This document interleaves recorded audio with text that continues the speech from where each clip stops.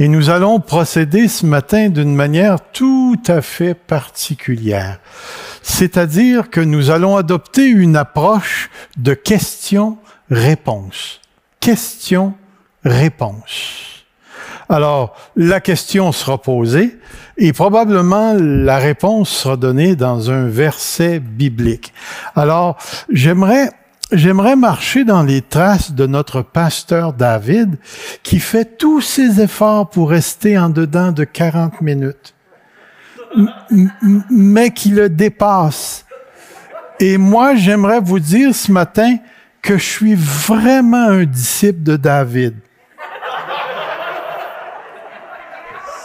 Alors, il est très possible ce matin, en raison du sujet que nous abordons, que je dépasse d'au moins...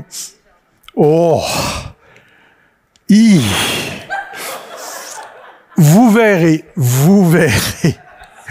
Mais c'est vraiment un sujet passionnant qu'on va voir ce matin. Alors, l'apôtre Paul et le miraculeux, que nous dit l'apôtre ici? Alors, Paul était une figure controversée à son époque. Les Juifs judaïsants, les Juifs chrétiens et les autorités de l'Empire romain s'opposaient à lui, parfois avec beaucoup de violence. Il a été chassé, battu, lapidé, puni comme un criminel, finalement tué par les autorités romaines. Et moi, j'aime vraiment ça quand quelqu'un me dit « Moi, je veux être un apôtre ». Alors, je me dis, mon gars, prépare-toi, si c'est ça que tu veux. Mais, cependant, ce personnage mémorable, attendez, je vais juste vérifier quelque chose, oui. Ce personnage mémorable a, pour ainsi dire, posé les structures significatives du christianisme. Vous savez, si on n'avait pas eu Paul, on aurait eu vraiment beaucoup de problèmes à structurer le christianisme. Les clés d'herméneutique qui nous permettent de mieux comprendre le rôle de l'apôtre. En passant, l'herméneutique, c'est l'interprétation des Écritures. L'apôtre Paul baigne sa pensée dans l'eschatologie, c'est-à-dire les choses de la fin. L'apôtre Paul croyait réellement que la fin des temps avait commencé avec Jésus-Christ et le don du Saint-Esprit. Deuxièmement, Paul avait reçu un message spécial, surtout si vous lisez dans la lettre aux Éphésiens. L'apôtre Paul a mis en lumière la place des non-juifs dans le plan de Dieu. Alors, il a réellement posé les fondements qui ont conduit éventuellement dans l'histoire à la séparation du judaïsme et du christianisme. Alors, vous savez que Paul était un juif. Il a été éduqué dans une culture imbibée par l'Ancien Testament. Et cette connaissance de l'Ancien Testament ou cette éducation lui avait fourni la connaissance du miraculeux. Il était impossible pour l'apôtre Paul de ne pas savoir ce que Dieu avait fait au niveau des grands événements et comment il était intervenu dans l'histoire d'une manière, comme on dirait, surnaturelle afin d'accomplir son plan dans l'histoire. Alors, Paul connaissait tous les grands exploits et les grandes manifestations de Dieu. Et comme pharisien, Paul croyait que Dieu était l'auteur du miraculeux. Il croyait aussi à la résurrection, aux anges et aux esprits.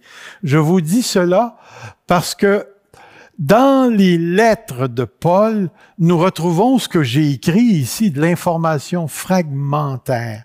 C'est-à-dire, si vous tentez de bâtir une théologie de la guérison, vous allez être obligé d'aller chercher votre information ici et là. Puis vous savez ce qui arrive avec une information fragmentaire, c'est un peu ceci.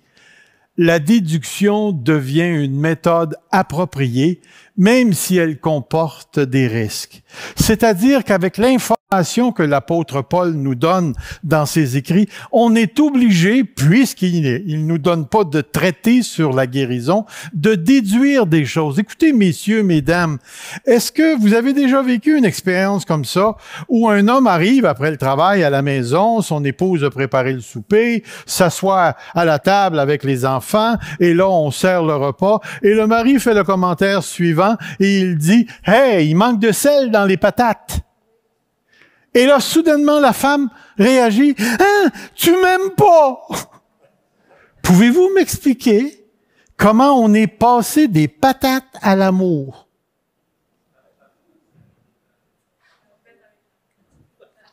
Mon ami. Alors, ce gars-là, je m'imagine, il n'a plus jamais parlé de sel à la table. Mais l'idée ici, c'est que madame a déduit quelque chose que monsieur avait pas dit. C'est juste pour une petite blague pour relater qu'à toutes les fois qu'on est appelé à faire des déductions, il nous faut être extrêmement prudent, de manière à ce que les déductions qu'on tire restent collées à la parole qui a été dite ou écrite. Et c'est ce qu'on va faire avec l'apôtre Paul. En posant les questions, nous allons nous tourner vers des textes des Écritures pour tenter de déduire de ces textes-là ce que l'apôtre Paul voulait nous dire ici. Alors, j'y vais. Alors, que pouvons-nous apprendre des écrits de l'apôtre Paul? Mais comme pharisien, Paul croyait que Dieu était l'auteur du miraculeux. Il n'y a pas à sortir de là, ça je l'ai mis. Alors, je tourne ici et je vais sauter plusieurs. J'arrive ici. Savez-vous ce que je pense? Je pense que j'ai pas le bon PowerPoint. Et ça, c'est la première fois que ça m'arrive dans mon ministère. Parce que je voulais procéder, j'ai l'impression que mon ordinateur n'a pas transmis le bon PowerPoint. Mais ça fait rien. Ça fait rien. Je vais me servir de celui-là et puis nous allons commencer ici. Non, ça marchera pas. Alors, on a parlé de ça. On a parlé que Paul était un Juif, que Paul résistait. Vous savez que les pharisiens, si Paul était pharisien, il prenait très, très, très au sérieux la question des manifestations de Dieu, des miracles, de ses interventions dans l'histoire. Et à tel point qu'ils exigeaient qu'une personne qui n'y croyait pas soit punie ici. Nous avons un texte qui dit, « Vous avez d'ailleurs entendu parler de mon comportement. Autrefois, dans le judaïsme, je persécutais à outrance l'Église de Dieu. Je cherchais à la détruire. J'étais plus avancé dans le judaïsme que beaucoup de ceux de mon âge parmi mon peuple. » Et remarquez la suite qu'il va dire. « J'étais animé d'un zèle pour la tradition de mes ancêtres. » L'apôtre Paul était un homme extrêmement passionné. Et parce qu'il était de cette nature-là, lorsque le Seigneur Jésus est venu le chercher pour devenir un outil pour présenter l'Évangile à ceux, ou plutôt introduire l'Évangile aux païens, Dieu avait choisi l'homme approprié pour être capable de manifester. Pour Paul, comprenez bien cette phrase. Pour Paul, l'Évangile n'était pas une simple idée qu'on pouvait prononcer ou verbaliser. Pour l'apôtre Paul, l'Évangile était la manifestation de la puissance de Dieu. La manifestation de la puissance de Dieu.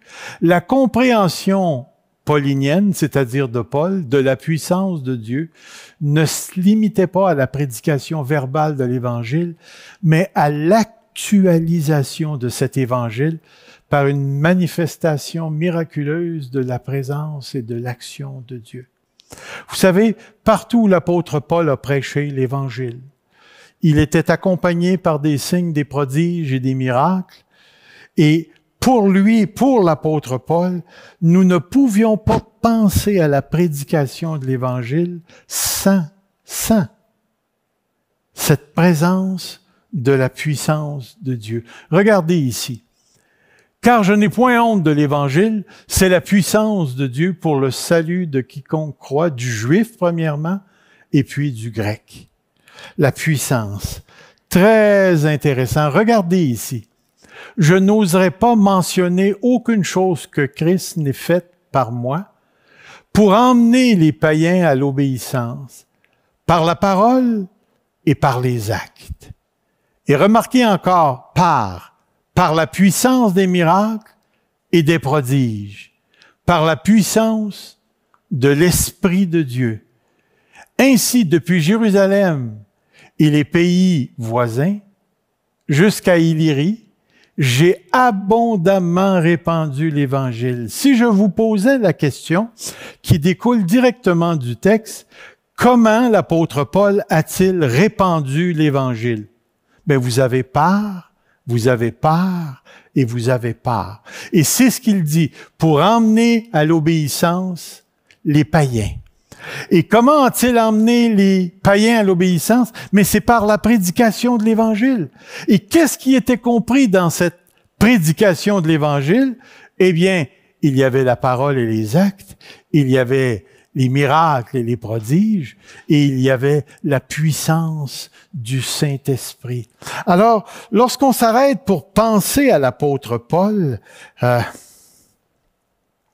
nous sommes devant un homme appelé par Dieu. Et cet homme appelé par Dieu avait pour mission, dès le début de sa conversion, voici l'outil que j'ai choisi pour emmener les païens à la connaissance de l'Évangile. Et Dieu, dans la prédication ou par la prédication de l'apôtre Paul, a choisi de se manifester aussi bien par les miracles, par les prodiges, que par la parole prononcée, c'est-à-dire celle de l'Évangile. Regardez ici un autre texte qui est très intéressant. Aux Galates, dépourvus de sens, qui vous a fasciné, vous, aux yeux de qui Jésus-Christ a été peint comme crucifié? Puis remarquez ici, comment est-ce que Jésus-Christ a été peint comme crucifié? Par la prédication de l'Évangile. Voici seulement ce que je veux apprendre de vous.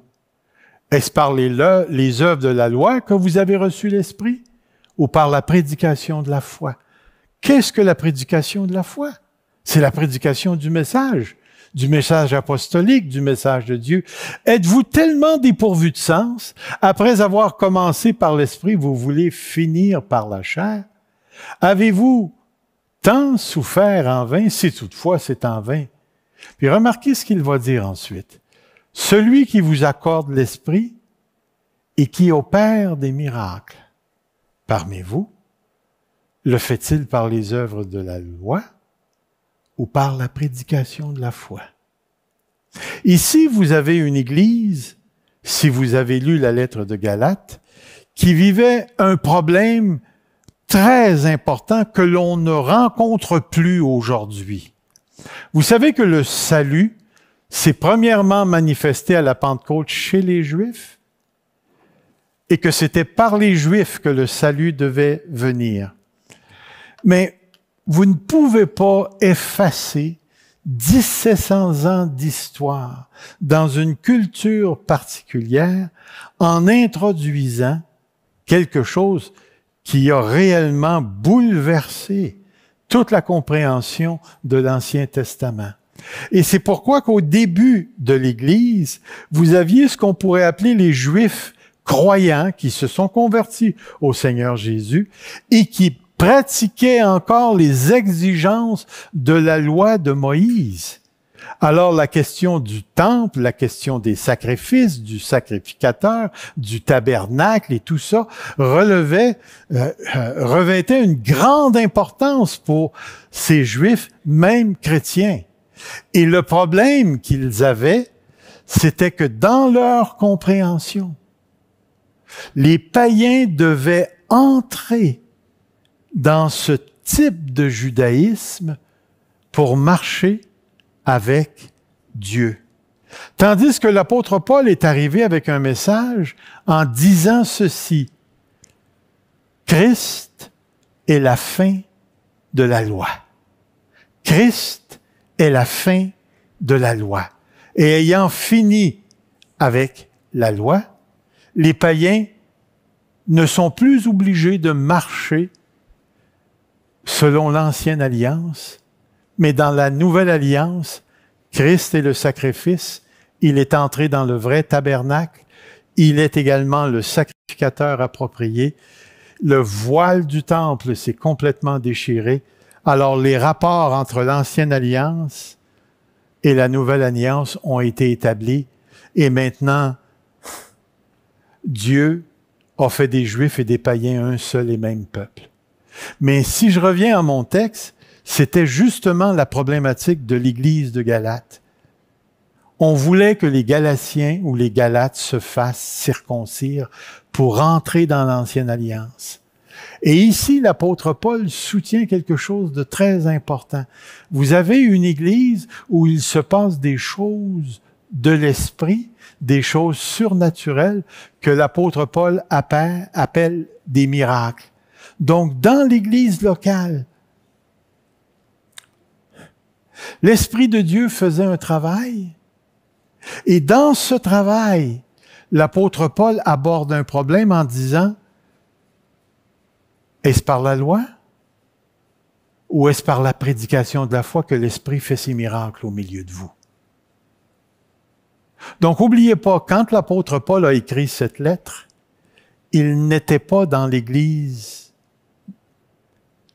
aux Galates. Puisqu'il a écrit la lettre, il n'était pas là. Et l'Esprit de Dieu faisait un travail dans l'Église même des Galates en opérant des signes, des prodiges et des miracles parmi le peuple. La seule chose que je déplore un tout petit peu, c'est que l'apôtre Paul n'élabore pas ce qu'il veut dire par miracle dans ce contexte. On sait que ce sont les manifestations des puissances de Dieu et on est obligé, dans un certain sens, d'importer d'autres textes dans ce texte-là pour savoir que c'est probablement le travail de l'Esprit à travers ces dons spirituels qui continuait dans la vie de l'Église ici. Gordon Free, qui est un spécialiste de l'apôtre Paul, a écrit ceci: Paul n'aurait jamais imaginé que le miraculeux ne serait pas une partie intégrante de l'Évangile. Une partie intégrante de l'Évangile. Voyez-vous, question qu'on peut se poser. Lorsque vous vous êtes converti au Seigneur Jésus-Christ, vous avez entendu parler de l'Évangile de Jésus-Christ. Quelqu'un vous a approché et vous a présenté le salut. Et voici ce qu'il vous a probablement dit dans mes propres mots: vous êtes un pécheur. Les pécheurs méritent l'enfer. Il n'y en a aucun d'entre nous qui fasse le bien. Mais Dieu, dans son grand amour, a envoyé son Fils. Et son Fils a posé un geste extraordinaire, c'est qu'il a choisi par lui-même de porter la condamnation de l'humanité. Et tous ceux et celles qui se confient en Jésus-Christ reçoivent deux choses. Au moins deux choses. Il y en a beaucoup plus, mais au moins deux. Ils reçoivent le pardon des péchés et ils reçoivent le don de la vie éternelle. Et là, probablement quelqu'un vous a dit, si tu places ta foi en Jésus-Christ, tu vas recevoir le pardon de tes péchés et tu vas recevoir le don de la vie éternelle. Est-ce que ça ressemble un tout petit peu au message que vous avez reçu, où on vous a invité à venir? Ma question maintenant est celle-ci. Combien d'entre vous, suivant la prédication de la foi, se sont convertis en raison d'un miracle? Est-ce qu'il y en a? Il y en a une. La plupart d'entre nous, on n'a jamais connu de miracle lorsqu'on s'est converti. Et là, je me suis posé la question, comment ça se fait que l'apôtre Paul, dans la prédication de sa foi ou la prédication de l'Évangile, était accompagné par les miracles? Est-ce que vous auriez une réponse à ça? Est-ce qu'on peut répondre à cette question-là?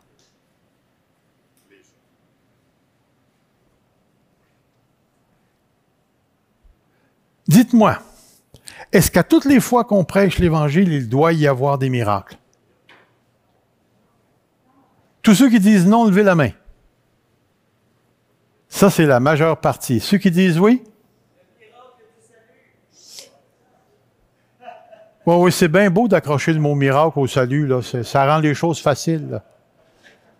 On ne parle pas de ça, là, nous autres. Là. On parle de guérison, de gens aveugles qui voient la vue et ainsi de suite. C'est vrai que la conversion est un acte extraordinaire. Mais vous savez ce que je veux dire.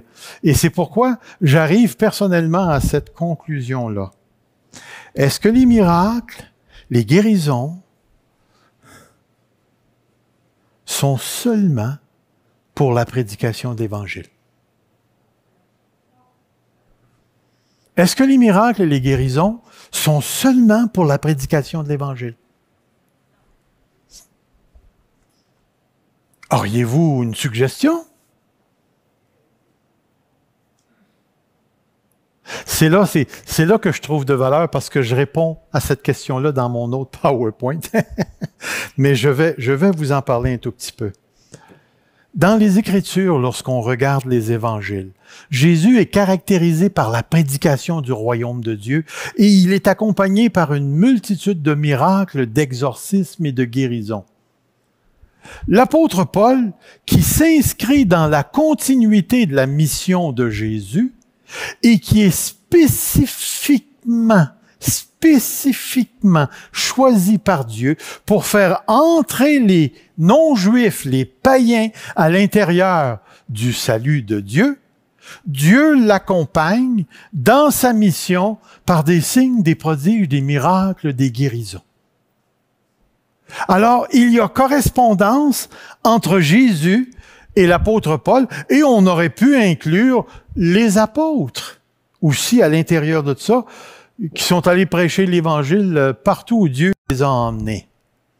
Mais lorsqu'on lit les écrits de l'apôtre Paul, nous arrivons dans 1 Corinthiens, et si vous me permettez, je vais vous lire le texte.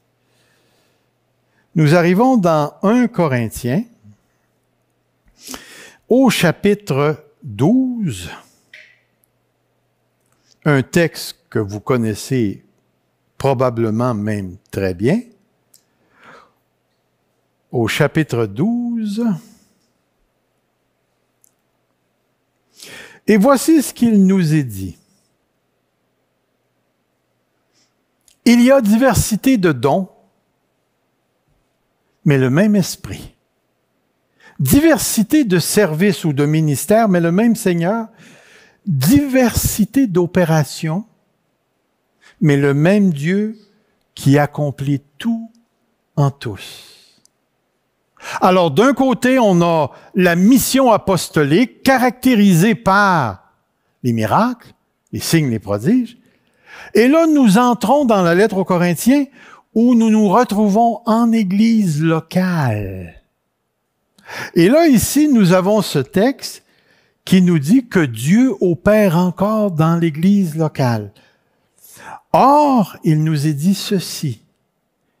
À chacun, la manifestation de l'Esprit est donnée pour le bien de tous, le bien commun. En effet, et là, l'apôtre Paul va énumérer quelque chose. À l'un, il a donné par l'Esprit une parole de sagesse, à un autre une parole de connaissance, selon le même Esprit. À un autre, la foi, par le même Esprit. À un autre, des dons de guérison par le même esprit. À un autre, la possibilité de faire des miracles. À un autre, la prophétie. À un autre, le discernement des esprits.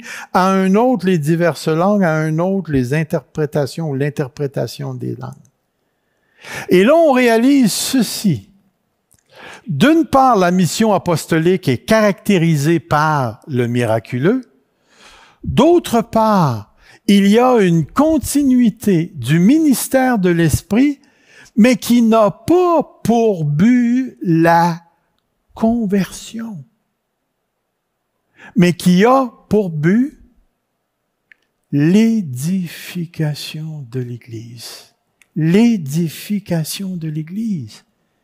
Alors, de limiter le miraculeux au ministère apostolique serait pour nous de passer aux côtés de cette réalité où l'apôtre Paul croyait réellement que l'œuvre de l'Esprit qui accompagnait les apôtres dans le but de répandre l'Évangile et de faire entrer les nations non juives à l'intérieur de la promesse de Dieu, ce même apôtre croyait que l'Esprit de Dieu travaillait dans les communautés locales, les églises locales, avec la même puissance, mais dans un autre but, celui d'édifier l'Église. Celui d'édifier l'Église. Donc, l'un des morceaux importants pour nous ce matin, c'est de réaliser que le miraculeux, incluant les miracles, les dons particuliers, ce qu'on appelle les dons signes, sont encore pour l'Église aujourd'hui. Pour aujourd'hui. Et ils relèvent de la même personne, de la même opération, c'est-à-dire de l'Esprit de Dieu. Parce qu'il va dire, mais toutes ces choses, c'est un seul et même Esprit qui les accomplit en les distribuant à chacun en particulier comme il le veut. Comme il le veut. Donc, on apprend avec l'apôtre Paul que la guérison est encore là pour l'Église. Est encore là pour l'Église.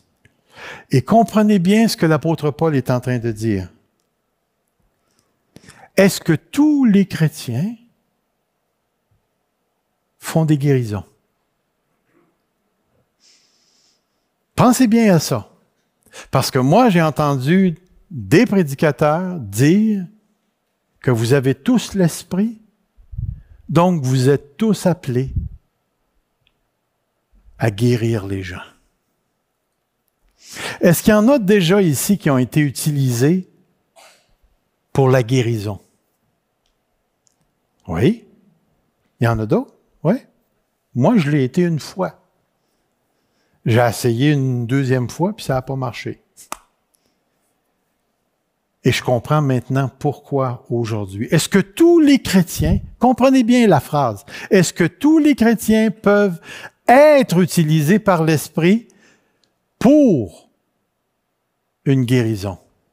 La réponse, c'est oui. Mais est-ce que tous les chrétiens ont le don de guérison? Alors, vous arrivez à faire la différence entre les deux parce que l'apôtre Paul le fait. Permettez-moi ici d'ajouter un tout petit peu.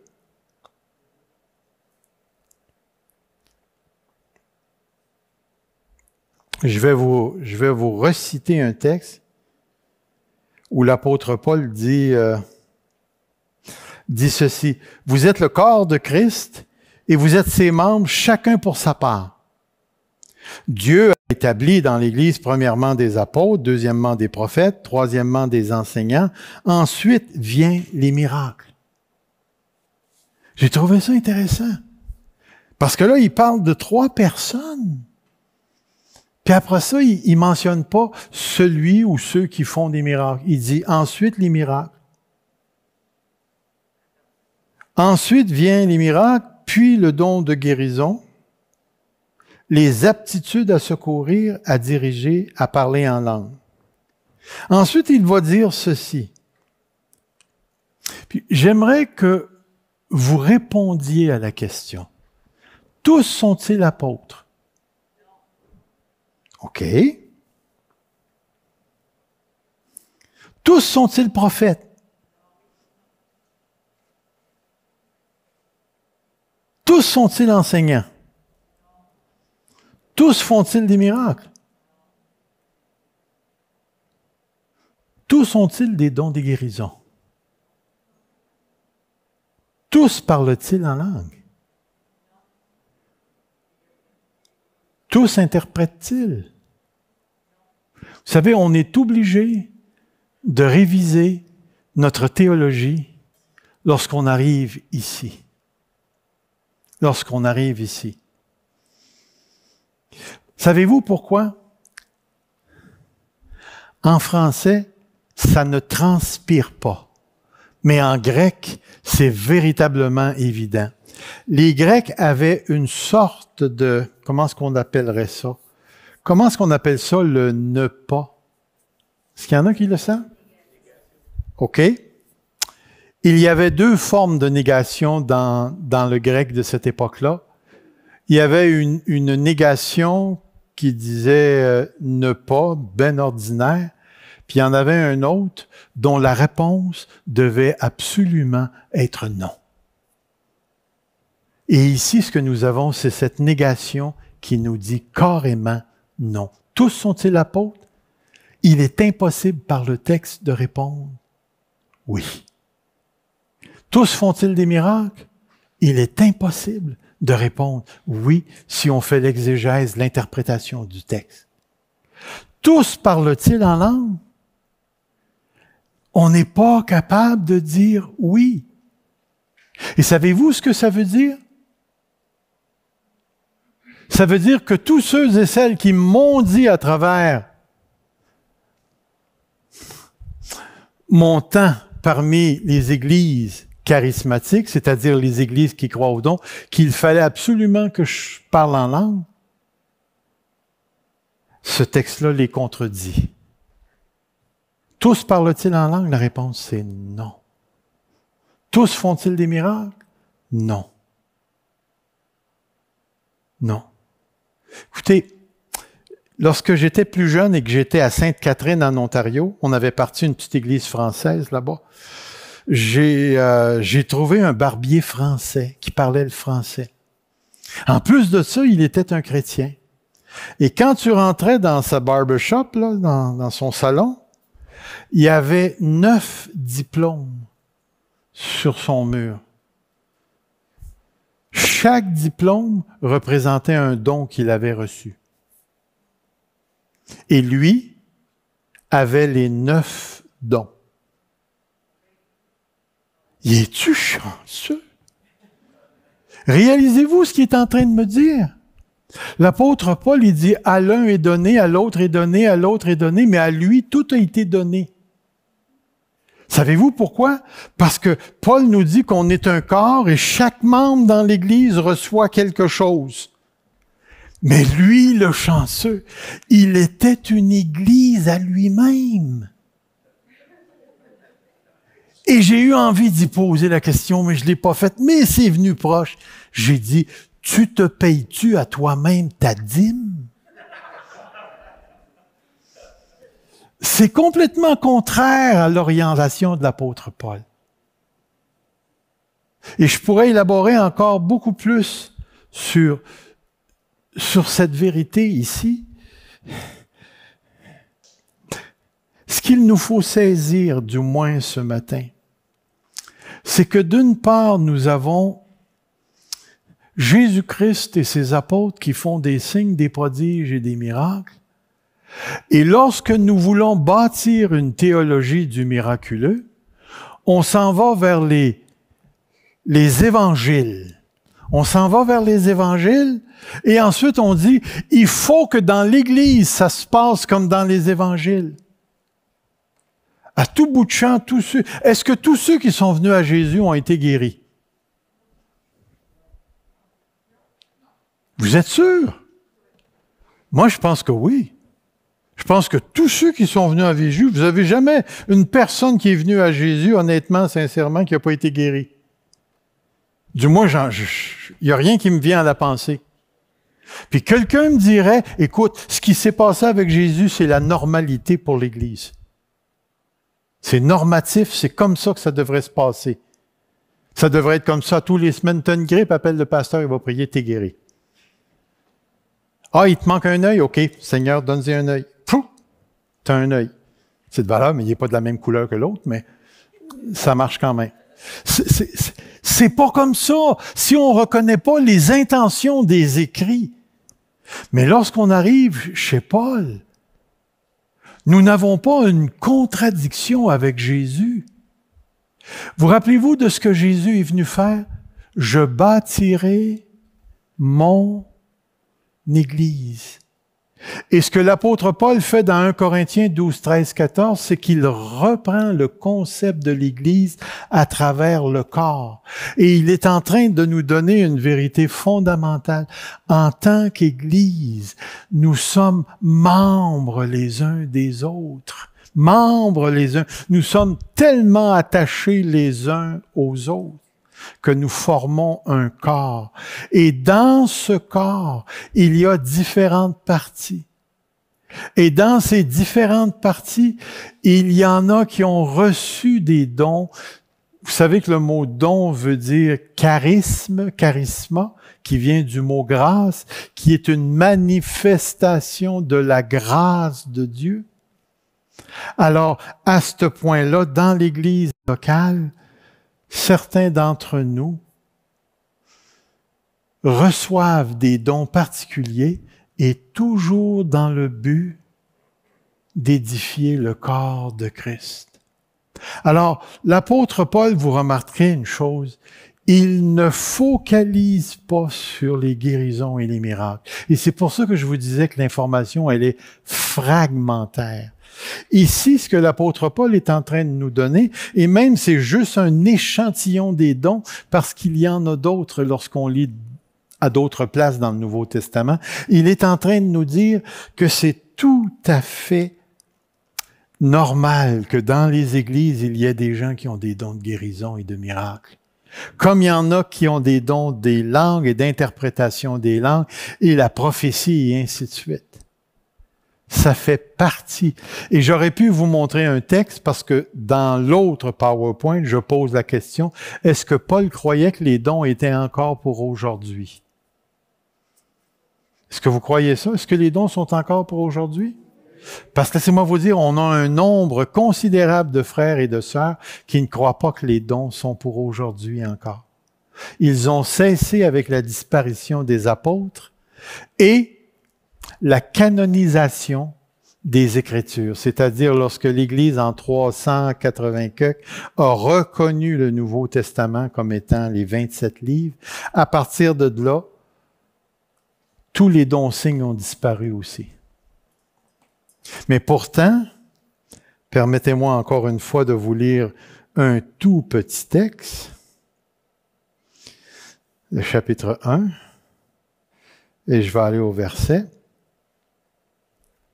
qui dit ceci.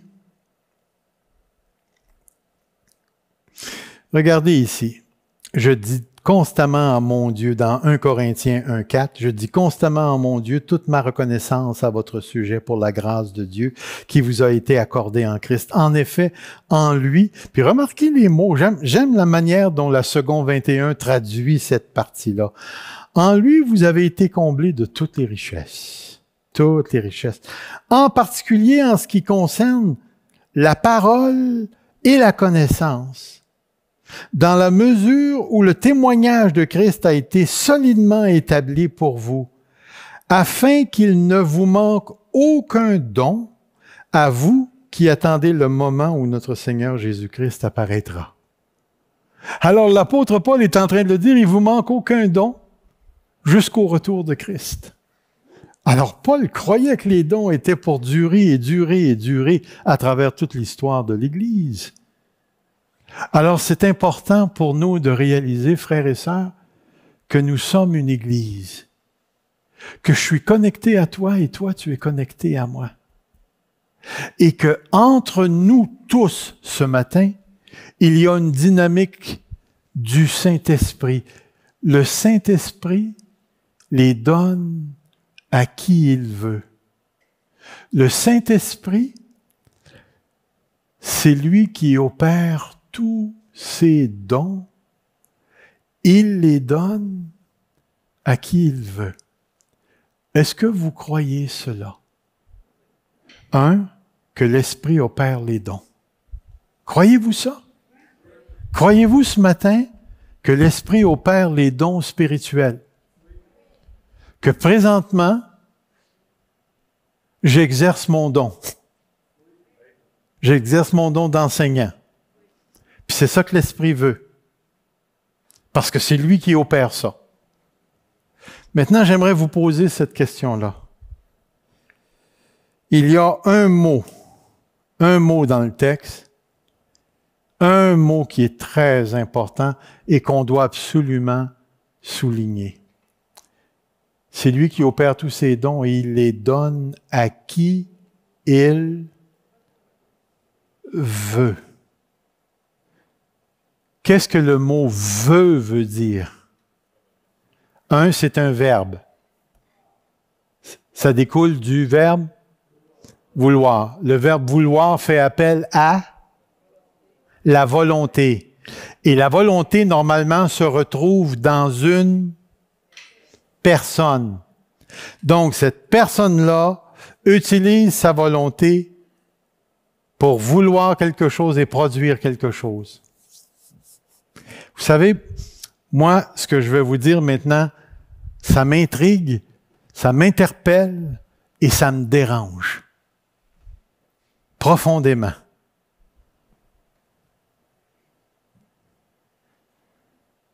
Est-ce que l'Esprit veut guérir dans l'Église Fusion?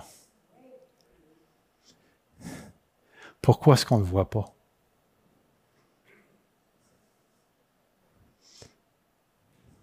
Pourquoi est-ce qu'on ne le voit pas? Et là, les raisons vont commencer à sortir. On n'a pas assez de foi, l'Église est dans le péché, je sais pas, on donne pas assez d'argent, vous devriez acheter le Harley du pasteur. Pourquoi est-ce qu'on ne le voit pas? Combien d'entre nous ont prié pour des frères et des sœurs l'année passée seulement qui n'ont pas été guéris? Ça fait 10 ans que je prie pour la guérison de ma femme. Pourquoi l'Esprit ne le fait pas? C'est-tu parce qu'il le veut pas? Puis avant de me donner une réponse, oubliez pas là, vous pouvez me donner la réponse que vous voulez, mais c'est pas votre vouloir et votre réponse qui va faire la différence. C'est de découvrir ce que l'Esprit veut. Ce que l'Esprit veut, parce que c'est lui qui fait toute la différence. Aucun d'entre nous peut faire une guérison ou un miracle ce matin si l'Esprit veut pas. Puis maintenant, si vous me dites que Dieu veut tout le temps guérir, on va avoir des fichus de problèmes tout à l'heure. Mais la question se pose ce matin, puis elle se pose sur le plan existentiel. Est-ce que l'Église Fusion a besoin de crier encore plus à Dieu pour la manifestation des dons de guérison et de miracles?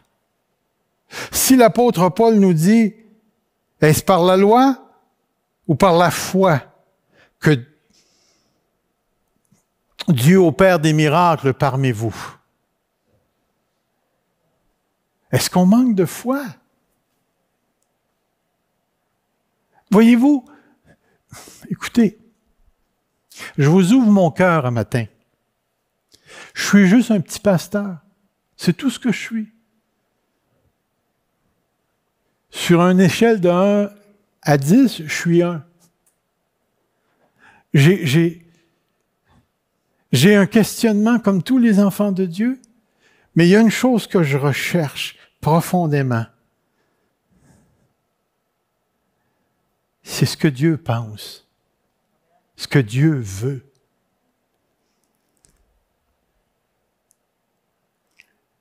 Et je veux véritablement me conformer à sa volonté.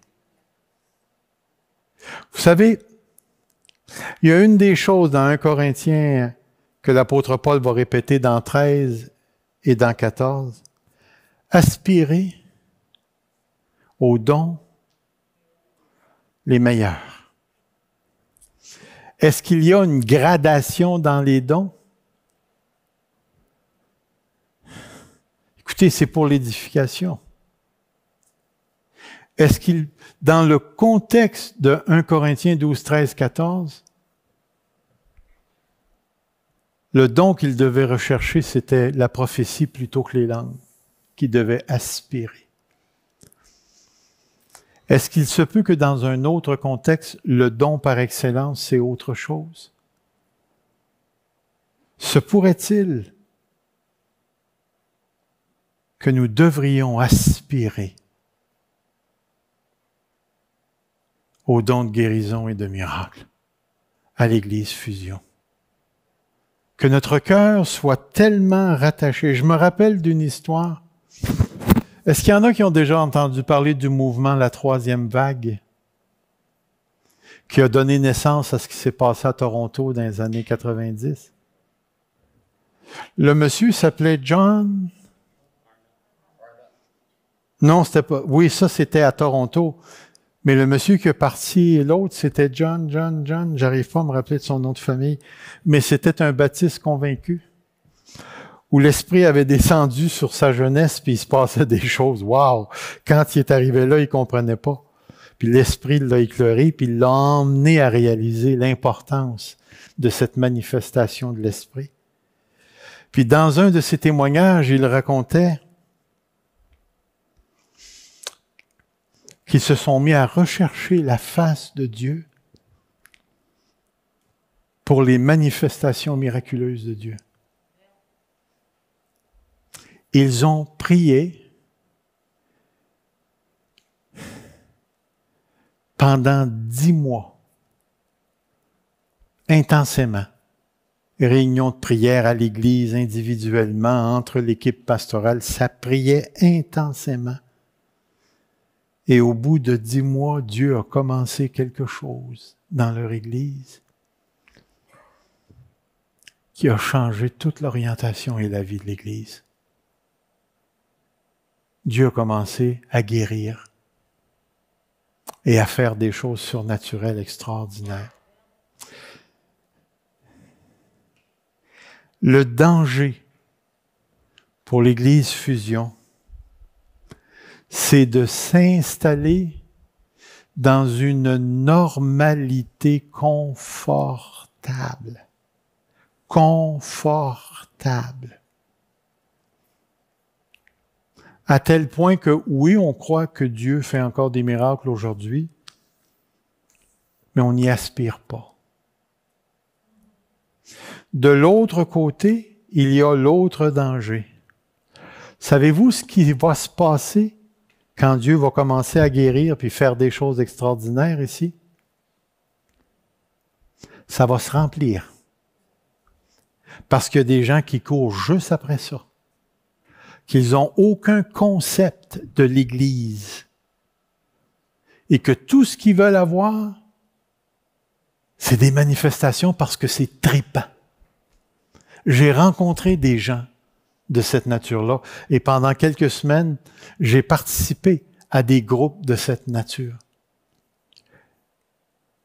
Aucune intention d'évangéliser, aucune intention de convertir des gens, aucune intention d'introduire, d'implanter des églises, aucune intention. Ce qu'on voulait, c'était vivre l'Esprit.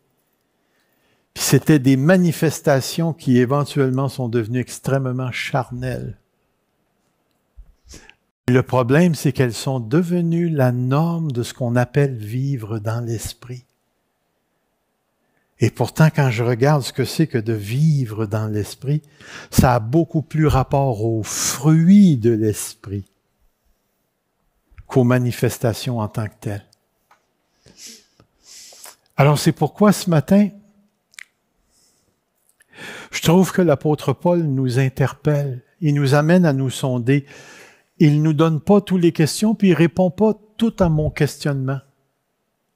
Il répond à plusieurs questions. Mais la question pour nous, elle est aujourd'hui, elle est existentielle, elle est dans notre Église, elle est là pour aujourd'hui. Aujourd'hui. Seriez-vous prêts à vous unir avec moi? Tout de suite, un matin, là, pour demander à Dieu qu'il donne à quelques-uns ou quelques-unes d'entre nous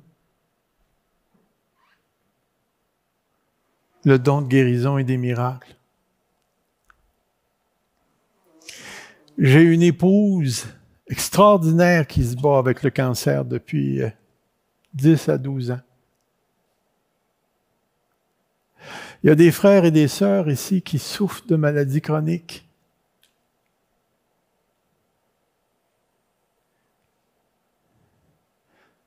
Nous avons besoin, non pas de l'extravagance produite par les gens qui n'ont pas compris l'Église locale et qui ne recherchent pas la prédication de l'Évangile. Tout ce qu'on a besoin,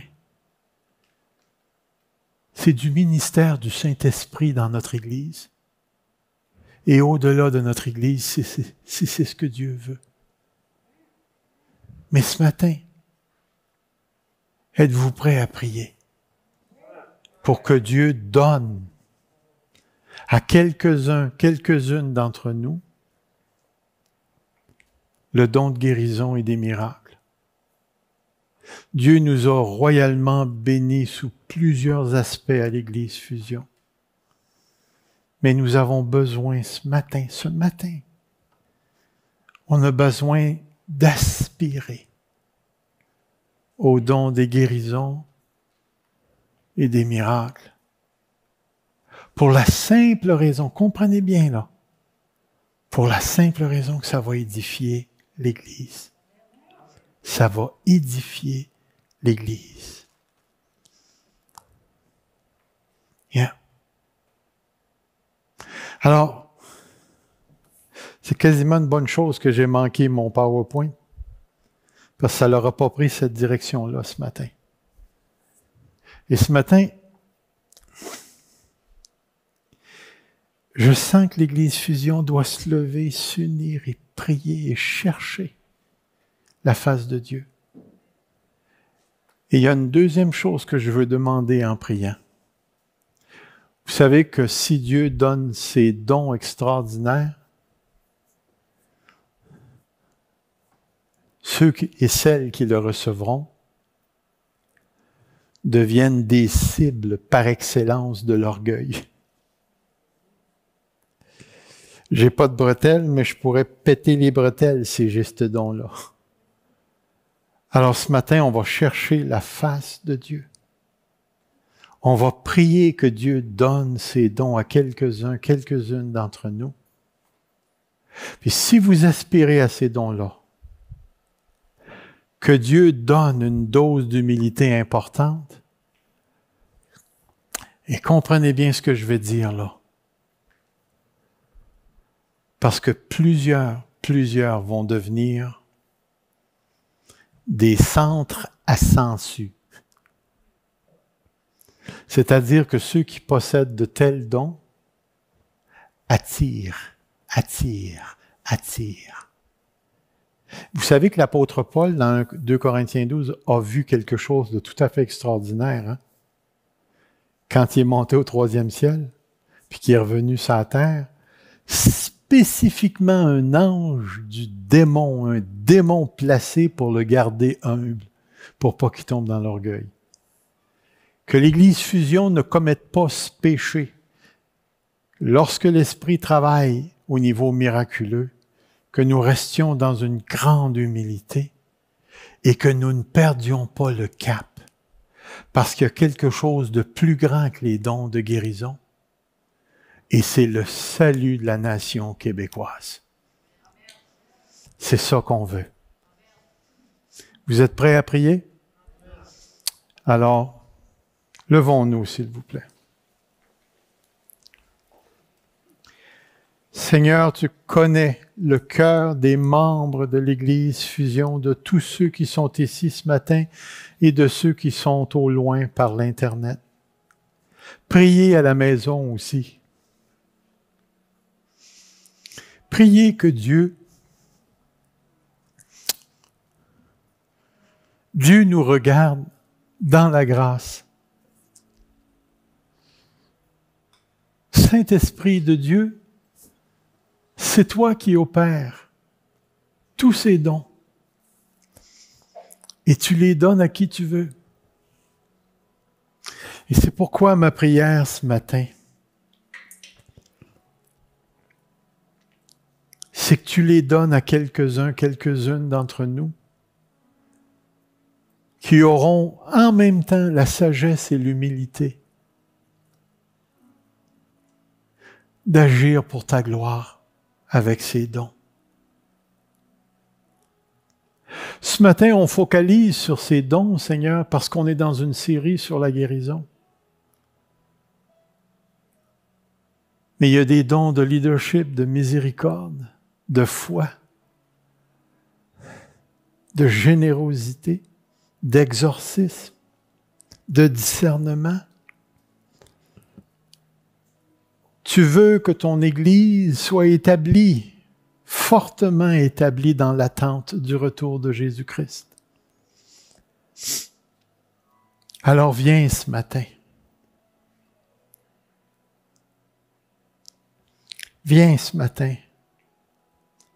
Opère parmi nous, à travers certains d'entre nous,